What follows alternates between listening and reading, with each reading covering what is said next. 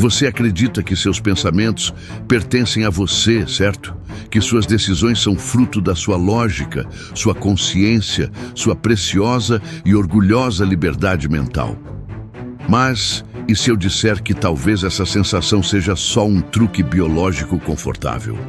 Um teatro interno, onde você acha que é o protagonista, enquanto forças microscópicas manipulam o roteiro? Calma, não precisa olhar ao redor. Sua mente continua aí com você, pelo menos por enquanto. Mas aqui vai o incômodo.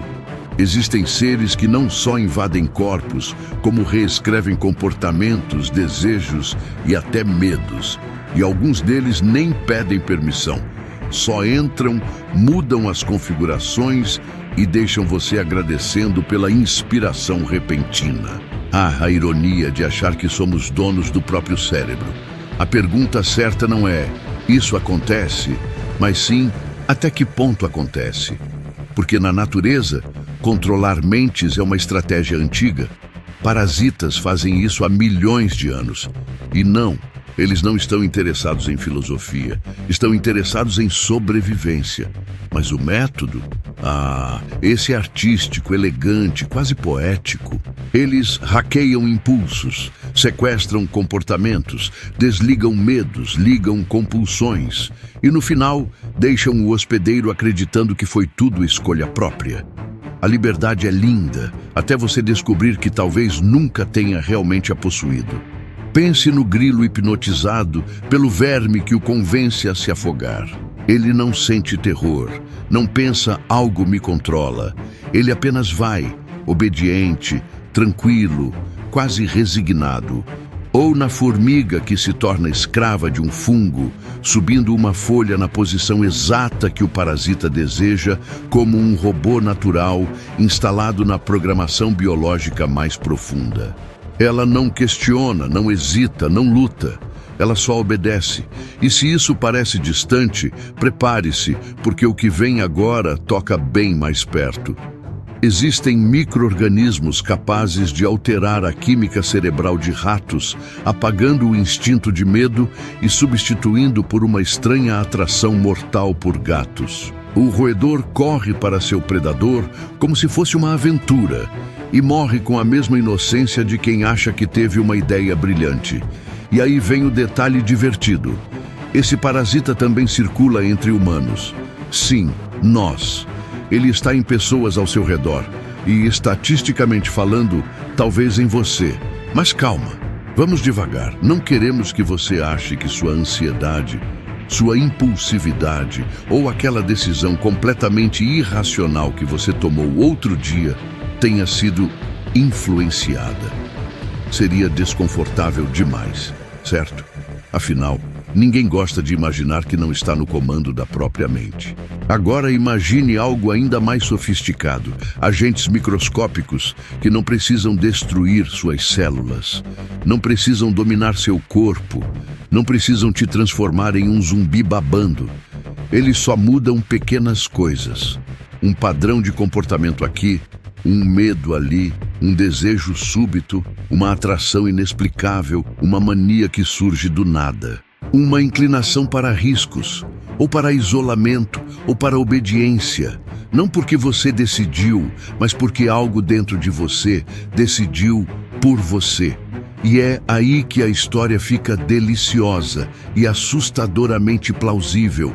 Se parasitas podem hackear cérebros de insetos, roedores, mamíferos inteiros, por que não fariam o mesmo conosco? Porque a mente humana seria imune ao truque mais eficiente da natureza? A resposta é simples: ela não é. E essa ideia, só ela, já é perigosa. Porque quando você começa a suspeitar que a sua mente não é 100% sua, cada impulso vira um mistério. Cada decisão, uma possibilidade biológica. E, de repente, a confiança absoluta que você tinha na sua própria racionalidade dá uma leve estremecida. E isso tudo sem nem falarmos de vírus que mudam o humor, bactérias que influenciam decisões alimentares, fungos que modulam impulsos, ou micro-organismos que podem alterar até níveis de dopamina e coragem. Sim, coragem. Você já pensou que aquela ousadia súbita pode não ter sido bravura, mas sim programação? Aliás, essa curiosidade que te trouxe até aqui, foi você que decidiu ou só está respondendo a um estímulo biológico que deseja entender quem realmente manda aí dentro? Não responda, ainda não. Porque agora que você abriu essa porta, talvez seja tarde demais para fechá-la. A curiosidade é um impulso poderoso, mas também é uma brecha, uma porta aberta para qualquer coisa que prometa respostas.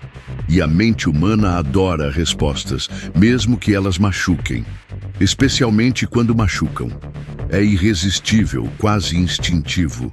Ou melhor, é instintivo. E instintos, como já vimos, são apenas softwares antigos rodando em carne. O que significa que, se alguém souber mexer neles, pode mexer em você. Vamos falar sobre isso com carinho, como quem revela segredos de família. Porque talvez você já tenha percebido algo estranho. Algumas pessoas mudam após infecções. Mudam o humor, personalidade, coragem, temperamento. Alguns ficam mais impulsivos, mais agressivos, mais medrosos, mais dominantes, mais submissos. E sempre tem uma explicação simples: estresse, trauma, vida moderna, hormônios, fases. Que conveniente. Que humana essa mania de achar que entende o próprio cérebro só porque sente as coisas acontecendo. Mas e se certas mudanças nunca fossem emocionais, psicológicas ou espirituais? E sim programadas? Sim, programadas. Certos patógenos têm a habilidade literal de ajustar neurotransmissores, interferir em dopamina, serotonina, adrenalina. Não como efeito colateral, mas como estratégia. Eles não querem você morto, eles querem você útil. Um zumbi perfeito não é aquele que tropeça babando. É o que cumpre sua função sem perceber que obedece. Pegue certos vírus neurotrópicos. Eles entram quietos, instalam-se devagar, reescrevem instruções neuronais como quem muda preferências em um menu escondido. Nada dramático, só sutilezas. Mais ansiedade aqui, mais impulsividade ali, mais necessidade de contato, ou de isolamento, ou de risco, ou de repetição. E então você acorda um dia diferente e pensa que amadureceu, ou enlouqueceu, ou se iluminou. A biologia sorri. Missão cumprida. Mas esse é só um nível da história. Vamos subir um degrau. Imagine micro-organismos que não apenas ajustam comportamento, mas incentivam a cultura. Sim, cultura. Ideias que se espalham não só pela fala, mas pela infecção. O medo coletivo pode ser biologia. O surto de agressividade social em certas épocas pode ser biologia. A tendência repentina das pessoas seguirem a mesma moda, a mesma opinião, a mesma indignação, a mesma euforia coletiva, pode ser biologia. Seu livre-arbítrio está começando a suar? Ótimo! Agora pense nisso. Parte do DNA humano moderno é resultado direto de retrovírus antigos que se instalaram em nosso genoma e nunca mais saíram. Eles vivem em nós, passam para nossos filhos, conseguem ativar processos que influenciam no desenvolvimento cerebral, emoções, até reprodução. Nós somos literalmente editados por infecções ancestrais. A evolução não foi uma linha reta, foi um mercado de fusões microbianas. Somos o que restou dessas negociações invisíveis. E tem mais. Há bactérias intestinais que comunicam-se com o cérebro via nervo vago, produzindo substâncias que afetam humor e pensamento. Se elas prosperam, você sente prazer. Se elas querem açúcar, você chama isso de vontade. Se elas querem gordura, você chama de fome. Se elas querem sobrevivência, você chama de ansiedade. E se alguém dissesse que algumas dessas bactérias foram moldadas por patógenos maiores para seus próprios fins, você riria. Até perceber que o riso também pode ser condicionado por química cerebral. Quer mais desconforto? Ótimo! Porque a ciência não tem respostas para tudo isso, ainda. Mas ela tem indícios. E indícios suficientes significam risco. E risco significa dúvida. E dúvida é o começo da perda de controle. Mas quem disse que você já tinha controle? Agora olhe para trás, mentalmente. Quantas decisões da sua vida você realmente tomou? E quantas foram apenas reações químicas decoradas como vontade? Você escolheu sua carreira ou foi uma descarga de dopamina quando a ideia surgiu? Você ama quem ama porque decidiu ou porque o cérebro libera serotonina no momento certo? Você sente medo de coisas que realmente ameaçam você ou só das que um microinvasor achou útil que você temesse? O que é você sem as suas glândulas, neurotransmissores, flora intestinal e histórico de infecções? E aí vem a parte mais deliciosa disso tudo. Talvez você nunca descubra. Talvez você viva convencido de que pensa livremente, que sente livremente, que age livremente. E talvez seja exatamente assim que o programa quer que você se sinta: satisfeito, confortável, funcional. Parasitas não ganham controlando conselhos de administração. Eles ganham controlando rebanhos inteiros que acreditam ser independentes. Mas veja, não se desespere.